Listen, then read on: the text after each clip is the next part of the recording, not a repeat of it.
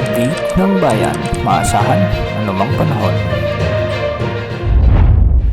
Magandang oras po sa ating lahat. Narito ang update sa lagay ng ating panahon ngayon at sa susunod na 24 oras. Sa ngayon ay shear line o ang banggaan ng mga hangin ang nakakaapekto ngayon sa bahagi ng extreme northern Luzon. Kaya asahan ang maulap na kalangitan na may mga kalat-kalat na pagulan at pagkidlat pagkulog sa bahagi ng Batanes at Babuyan Islands.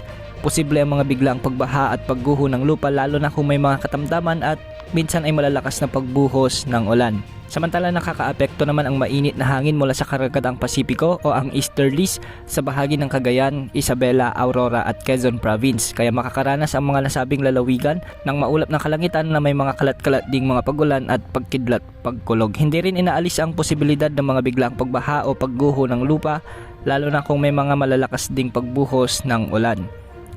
Samantala, magiging bahagyang maulap hanggang sa maulap naman ang mga kalangitan na may mga kalat-kalat ding pagulan at pagkidlat pagkulog sa bahagi ng Bicol Region at nalalabing bahagi ng Cagayan Valley. Dulot pa rin ito ng umiiral na easterlies.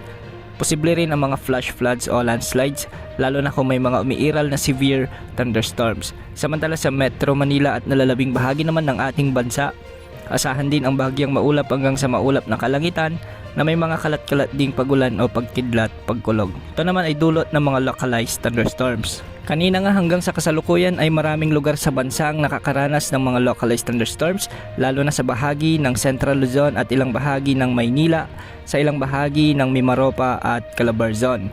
May mga inasahang pagulan din dulot ng localized thunderstorms sa bahagi ng Western Visayas, sa may Cebu Province at sa may Mindanao, sa may Northern Mindanao, Sorsogon at ilang bahagi ng Bangsamoro Region. Pinag-iingat natin ang ating mga kababayan sa posibilidad ng mga biglaang pagbaha o pagguho ng lupa lalo na kung may mga umiiral na severe thunderstorms. Sa kasalukuyan wala naman tayong namomonitor na panibagong banta o nagbabantang LPA o bagyo na posibleng pumasok sa ating bansa sa susunod na 3 hanggang 5 araw. Wala ring nakataas na gale warning sa anumang bahagi ng ating karagatan.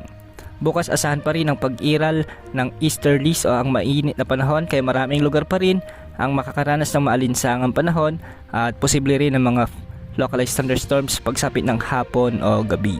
Yan ang update sa lagay ng ating panahon. Ito po ang weather update ng bayan. Maasahan anumang panahon.